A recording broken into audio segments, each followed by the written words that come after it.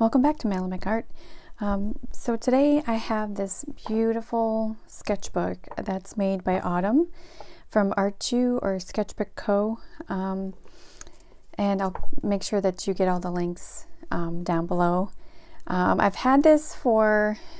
actually had this for a few weeks, and I haven't opened it because I wanted to do something with it in this theme. So I've been collecting watercolor paint that is rare green earth or terra verte with the common pigment number PG23 and some of hues. So I wanted to, for the first page, do a swatch of those paints on this very special sketchbook. She's now making sketchbooks with Fabriano 140-pound watercolor paper. That's hard to say. And so I wanted to grab one up, and she made this one custom for me because I wanted it, because it really doesn't even fit. It's a 9.5 by 12 book, and I was like, yeah, I really want the biggest one you've got. And she's like, well, I have this one, but the front is plain. And then I saw this good earth, and I was like, it is perfect. And she was like, okay. So here you have it. Haven't even opened it yet. I've had it for a while, but I haven't opened it yet. Just sent this little note, and this is her card. So just want to make sure you get her information. Okay. And I have bought one from her before, but it had a elastic that goes over the end, and now she's doing this leatherette kind of faux suede wrap, which is cool. Makes it really neat. So, oh wow. So this is the inside of the cover, and then we have the paper. So there's a divider here, or a placeholder, and here's the paper. It's nice and thick. She was using 90-pound sketch paper before, but so, and then we have the back here. She's I think she custom chooses what will be on the inside of the covers. So that's really cool. So let me put this down, and I will get myself set up with all of the terra vertes that I want to swatch out. So I'll be right back for that.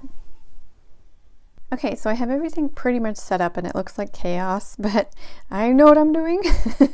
And pretty soon you will be too. So what I've done is I've bought a few new terra verte / rare green earth, and there's a very hazy line between the two, terra verte and rare green earth. Terra verte is the French name for green earth. So actually Daniel Smith has a terra verte, and it also has a rare green earth.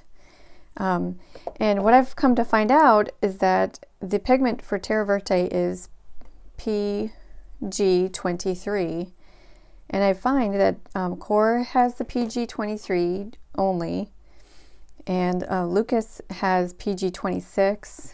So it's funny how this pigment kind of runs around in different, like the Core Bohemian Green Earth has 4 pigments in it, and handmades have pretty much the raw.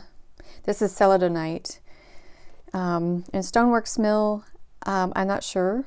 And Autocano has PG23, which is the correct pigment. So, and I have some other things that are just named, things that are earthy, like Snellier's Forest Green, which are 3 different pigments, and Snellier's Greenish Umber. But if you look on the tube, it says Terra Verte Brûlée, and pretty much like another green earth. So I added that in as well because I don't know, these are all the kind of green earths that I have. So what I'm going to do is I will swatch these out, and I will probably do not a time lapse, but I'll do a more sped up version, and I'll do a voiceover over that, because these just take so long, especially when I'm doing 14 different colors. But you'll still be able to see the behavior and differences between them. So let's begin. Okay, so I am setting up here and starting with the Snellier Forest Green.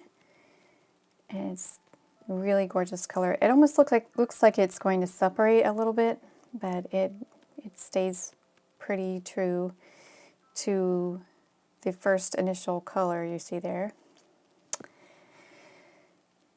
And I really like this Verona Green Earth. I keep coming back to it. And I think this is a cobalt or something. This PG26, I've got to look it up. And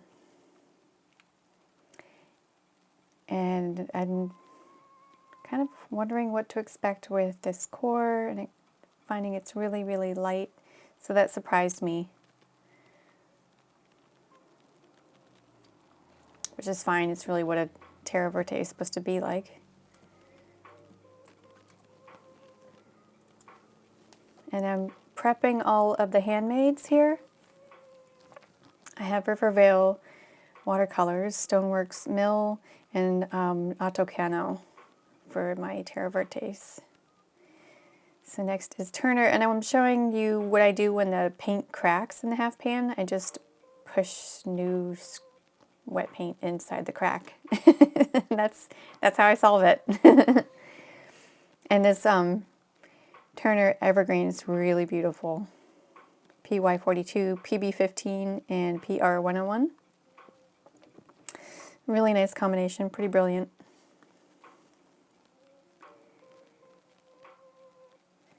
And then we have Daniel Smith's PG23. And I couldn't find the pigment on the tube, so I had it on the half pan, and I must have got it from somewhere. So it's really pretty, very granulating, very nice, PG23.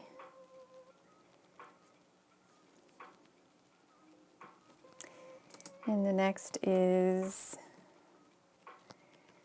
the Coors Bohemian, and very, very, I'm messing around with that Turner Evergreen. It was perfect the way it was, and then I messed it up. I was like, ah! So I was really surprised that this came up a little bit olive-y or warm, very warm green for the Bohemian Green Earth from Core. I don't hate it. It just surprised me for being so different. And this Holbein is made of PG23 and PG17, which kind of overpowers it, but it's still really nice. And I love this White Nights version, and I noticed that it's, you know, just as warm as that Bohemian Green Earth from Core. I was just really surprised. And then we have the Grumbacher Academy, which I was fairly disappointed with when I got it. But, you know, it has the attributes of a good hue, so I can't say too many bad things about it. It's a good green earth hue.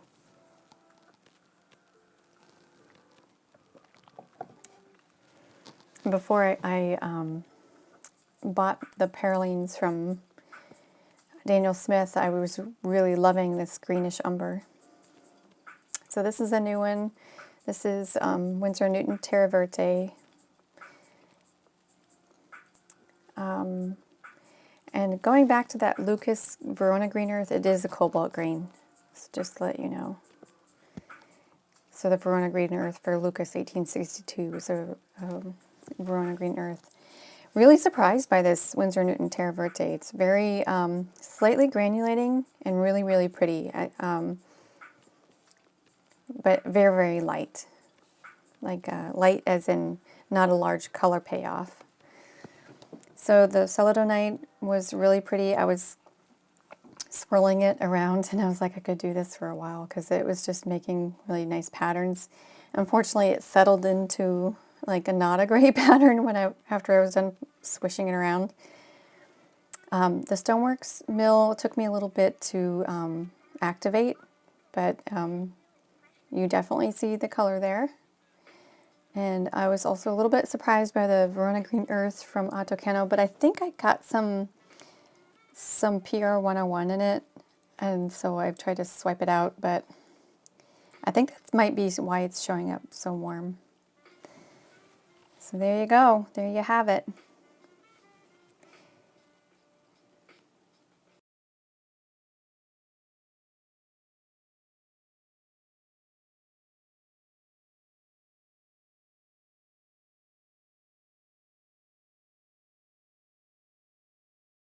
Okay, so final thoughts, and I'm going to try to do this in a handheld way, so I'm sorry for the jerky camera, or the shaky camera. I really love all of these. I'm a big fan of green, so this was right up my alley. I've been collecting all of these wonderful paints. So what I think is really cool is these two look the same, but completely different pigments. I do see that there's PG17, which is a chromium oxide green in this one, as well as in this one. So if this one has the proper pigment, the PG23 in it, but I think the oxide kind of overpowered. Because if you get to the raw PG23, it's pretty much like this, very, very weak. And this is really the strongest of it, the strongest color of it. And Autum kind of really showed what they are really like. So these two, I would say, are my least favorite, although I would say this one's probably a little bit better. They kind of show you how weak this color is, because these are at full strength, but they're not really getting that golden, little bit of a golden color in them. They're more blue. However, I really would still use them because I just love them. I love this color for a like a perylene green substitute. Beautiful. And Daniel Smith always has beautiful paints, and this rare green earth is full PG23. So just check out the difference. They must have maybe cooked this a little bit longer. I'm not sure. I don't know how that works. So this is a beautiful forest green by Snellier, but it's really not a Terra Verte, but I wanted to add that in anyway because it says forest green. Beautiful texture in this Verona Green Earth. And Core's PG23s is pretty typical, but more of a well, I guess more of this color, I guess. The Bohemian Green Earth is really, really pretty. The Celadonite is actually probably the strongest. I didn't even go as strong as it could go, but you can feel that granulation in there. It's really cool because that's a mineral. So what's your favorite? Let me know in the comments below. I should be getting a few more samples of some green earths that are handmade by someone soon, and I want to do just a video on those, and we'll come back here and compare them to this page. Maybe even put them on the back here, add them in. Well, thanks for joining me. I love the sketchbook. I'm going to be really content in being able to fill up these large pages. I'm very excited. Thank you so much, Autumn. And we'll see you in the next one. Take care.